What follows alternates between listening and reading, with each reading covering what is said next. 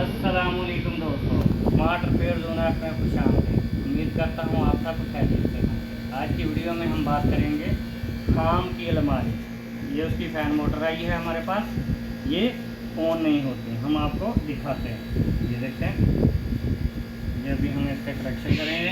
Kit के ये एक वायर लगा दी और ये दूसरी वायर लगा के हम आपको ऑन करके दिखाते हैं। ये इसका स्विच लगा दिया, ठीक है। ये देखो, लाइट जल गई लेकिन मोटर नहीं चली। ये देखो, लाइट चल रही है, बंद हो रही है, मोटर नहीं चली।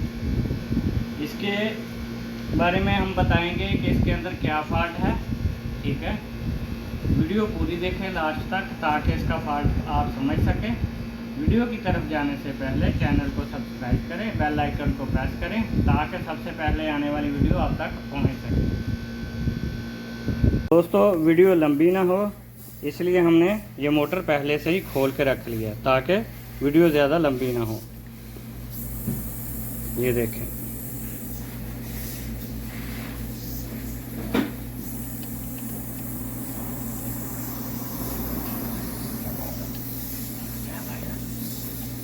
ये देखें, ये वाला डाइवर्ट इसका ख़राब है, हम इसको निकाल रहे हैं।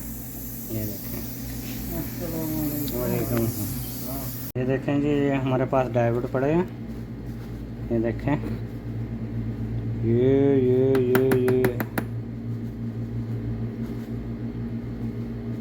देखें, ये डाइवर्ट इधर से उतार कर उधर लगाएंगे।